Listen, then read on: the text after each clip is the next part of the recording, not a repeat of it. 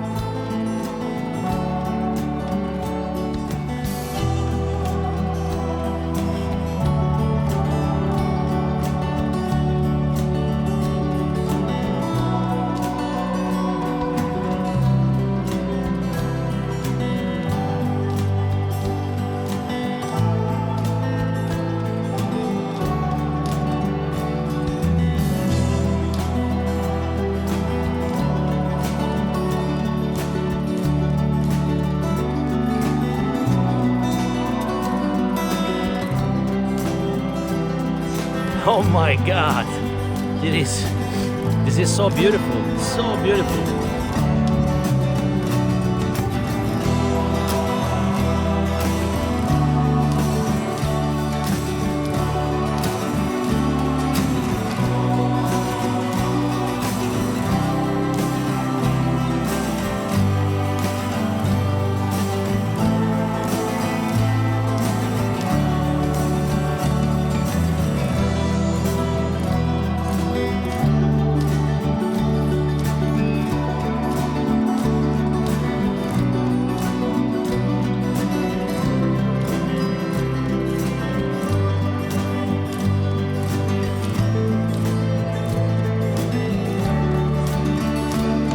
And there it is, the hot spring.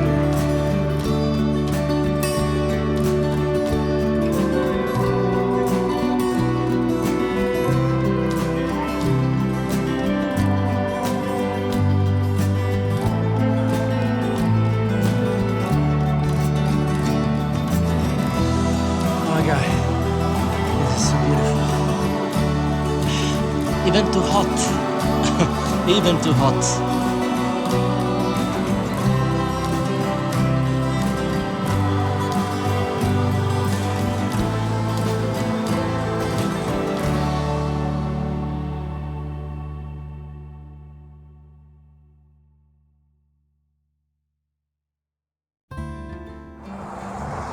Day 68. After the hot spring, I will go down the valley, where finally at the end of the day, after I think about 70 miles, I should reach the first towns. So 68 days, Idaho. Let's see what the day will bring me.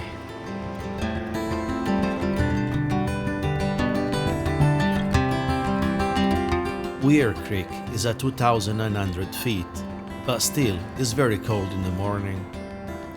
This is just one of the many hot springs along the TransAmerica, but probably is the last one for me going west. Cycling for the second day along the Road 12 in the Clearwater National Forest is fantastic. I had to stop multiple times for taking pictures or just contemplating.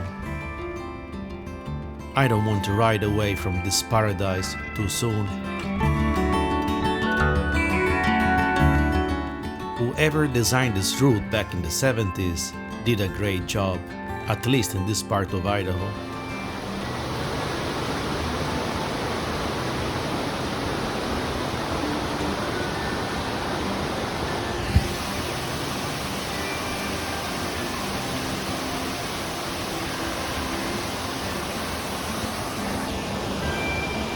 Amazing!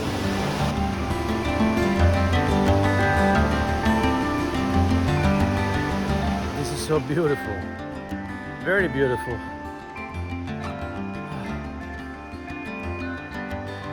I'll take a break especially for contemplating the landscape rather than drinking and eating something. Unsure whether this is a special place or northern Idaho. It's just all like this. Again, this is not the shortest route that a man can ride across the country, but really takes some excellent stretches of America. This Highway 12 along the Loxa River and the Clearwater National Forest, in a blue sky day like this, is pure bliss. The area is free from houses and farms up until Lowell, probably the largest forested and wild area I crossed so far, beside the Yellowstone National Park. The forest is incredibly rich down here, thick and healthy. It takes 2 days at a reasonable pace to go through this valley. Someone must have died recently, so only 23 people live here. I have arrived in Kuski around 6:30. The desert of eastern Oregon aren't far. The landscape is going to change, and it was already different in the last miles. I guess I'm out of the Rockies, which I entered the 5th of July. Day 69, I slept here in the city park of Kuska. Yeah, I think it's called Kuski. Yeah, not too bad. The night, yeah, doable. It wasn't cold, and yeah, I'm getting used to sleep everywhere basically. I didn't actually bother to look for a camping, but there must be one. While I didn't see any like motel or not on my way. Anyway, this is the city park of Kuski.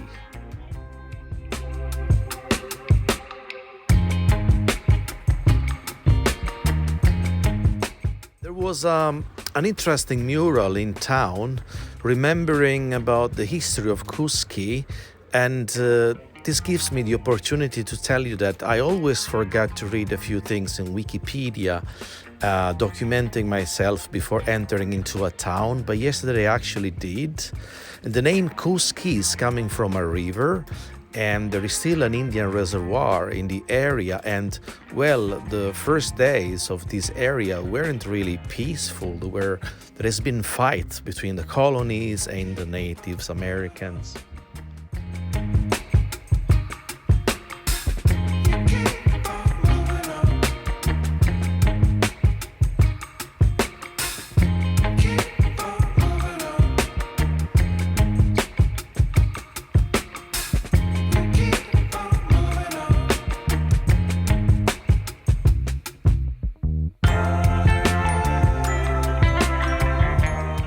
If you pay attention to my videos, and today as well, there is always a river along my route and beside my road, and this is for a reason. It's because I'm by bicycle, and like the pioneers, I am following rivers in order to find the lowest elevation and cross mountain passes.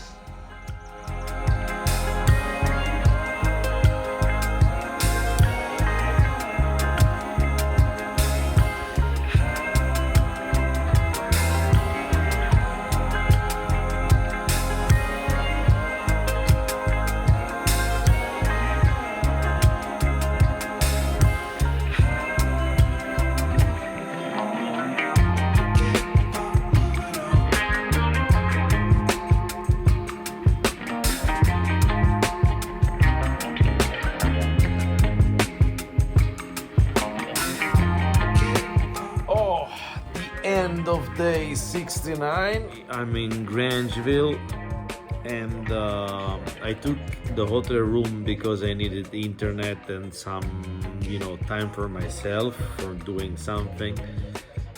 And guess what? The connection in this hotel really sucks. So frustrated by that, of course.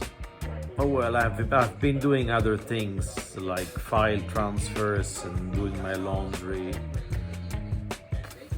But thinking already about tomorrow, and there is a massive heat wave on the western states, like the Pacifics. It's gonna be 100 and over 100 degrees, and this is stressing me so much. Doing sports in the summertime, it means like exposing yourself and putting yourself at risk. What can I say? In those conditions, you can cycle less and cycle less. There are two things. So a third, leave extra early in the morning. Tomorrow I'm not gonna leave extra early. Maybe I will leave at 7, not earlier than that. The heat waves, like today's, Wednesday, is gonna be at least till Sunday. Day 70 days on the road, Idaho.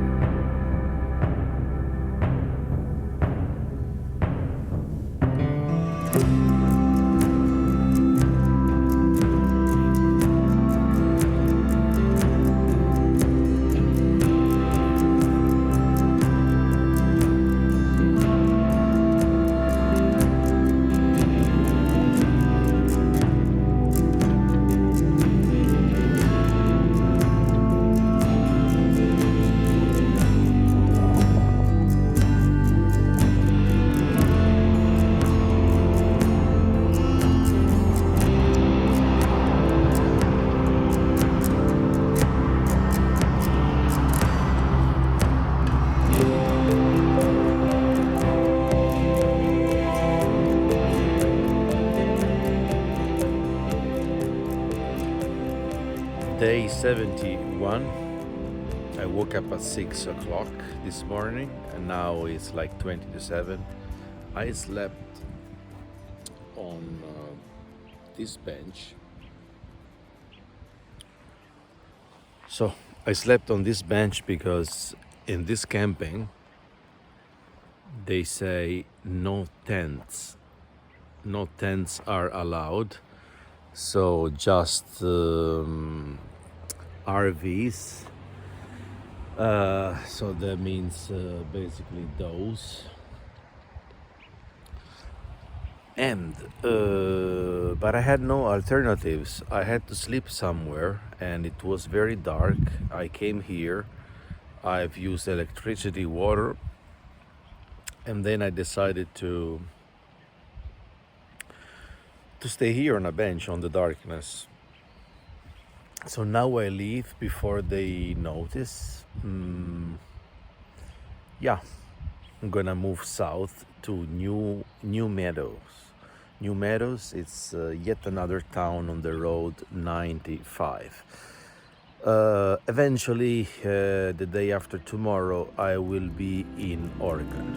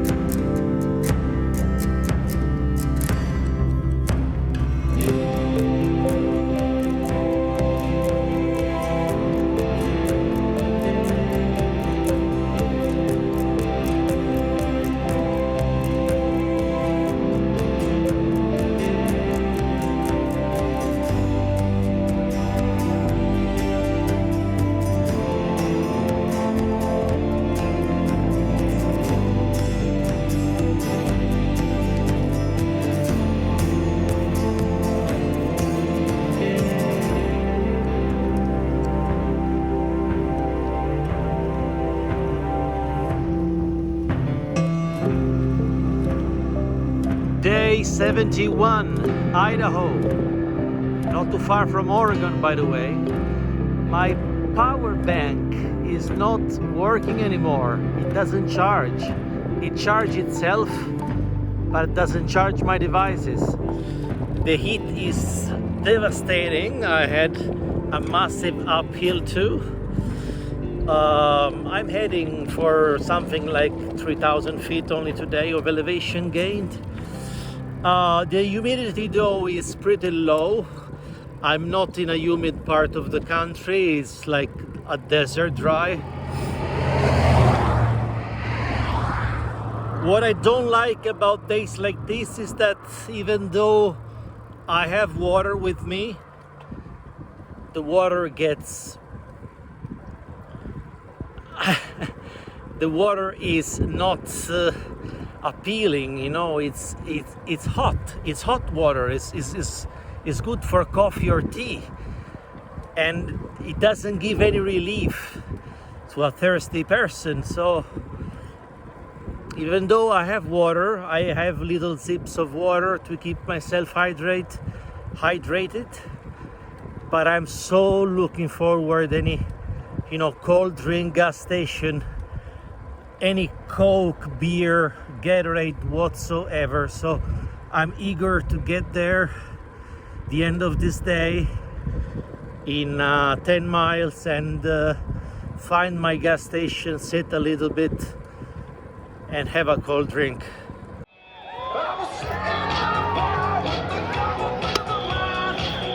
Hey, cowboy, we got us a whistle, Cambridge. What do you think of that?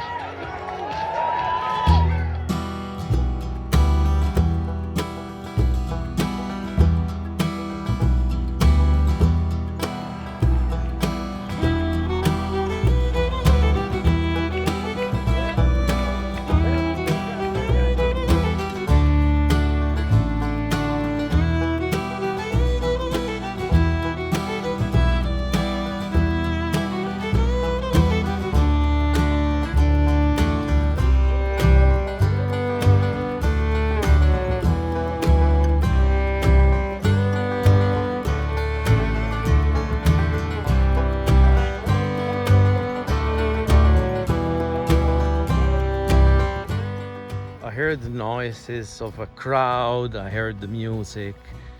So I got closer, I became very curious. It was not a concert, it was a rodeo. So in this little town, Cambridge, was this tournament, and for the first time I saw a rodeo in my life. And well, I showed interest. I was trying to sneak over the fences when a man saw my interest, and like in no time he decided that he was going to pay my ticket $10. So he paid the ticket for me to enjoy the rodeo. And this interest in me came absolutely before he knew my name, where I'm from, what I'm doing. That means that the interest on me, or the will to help me or to give me something, was not thanks to, you know, some background that I told. Under the water tower of Cambridge, it is allowed to camp.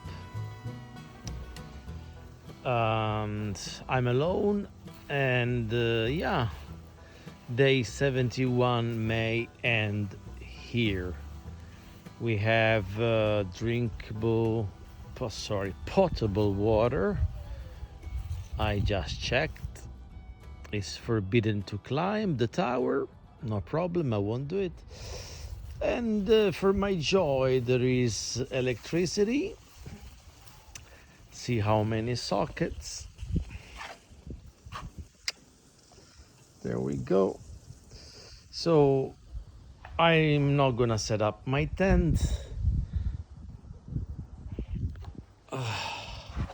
I am more than used nowadays to sleep over the board, over the table. It's safe enough, dry enough, and warm enough. And tomorrow, then let's see. I'm gonna study the map right now, like few minutes. So I'm gonna think about tomorrow. Day 72. I am packing.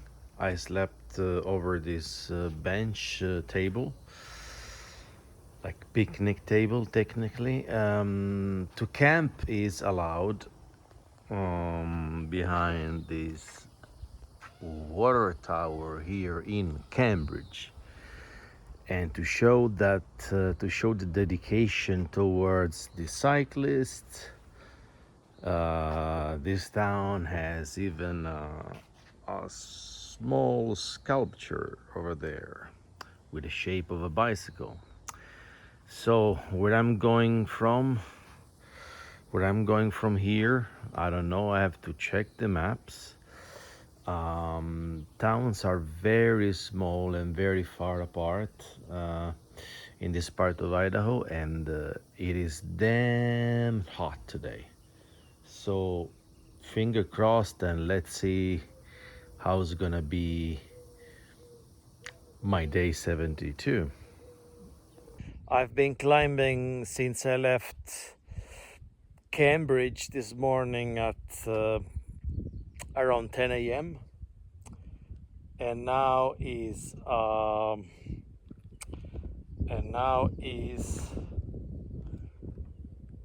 12, quarter past 12. A quarter past 12, that makes 2 hours and 15 minutes of climbing, and it wouldn't be a problem if it wouldn't be so hot today. So I am in the shadow here, which is not really hard to have it around. So as soon as I see shadow, I stop. Yeah.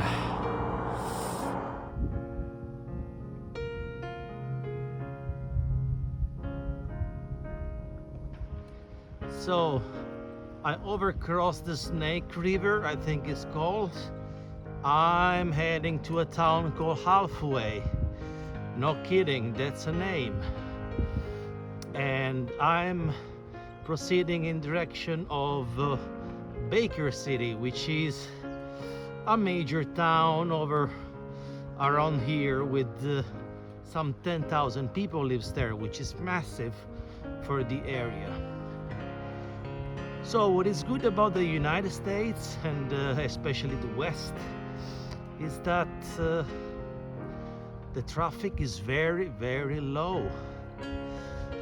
It has some negative side, of course. That means less services, less telephone signal, less gas station, simply less people around. Whether it's good or bad, but when you need people and you don't find anybody, that can be a problem. Today has been massive, 110 Fahrenheit. Normally I would never even think of cycling on such a bad weather day. The water I had was so hot. It was good for tea or coffee, and I did not really enjoy at all. Going downhill was like a hair dryer pointing at me. So I didn't really push, was not even possible to push. But I'm using now this evening hours to get a little bit further. My target now is 50 miles. I think at mile 60 I should have this town called Halfway. And I had a flat today, so I made it. It's my 8th flat of this entire amazing trip. And by the way, just today I made it to Oregon, which is my last state. But Oregon is very large, so coming from the east side going to west, Well, that is gonna require me many days. With some major climbing, I've heard, like Mackenzie Pass. But, I mean, I'm climbing every day. Yesterday was nearly 3,000 feet elevation gained, and today is, I'm telling you live, 2,750 so far. Tomorrow to Baker City, I'm gonna study the elevation and the route tonight in the tent or wherever I'm gonna sleep. And well, that's it. See you tomorrow.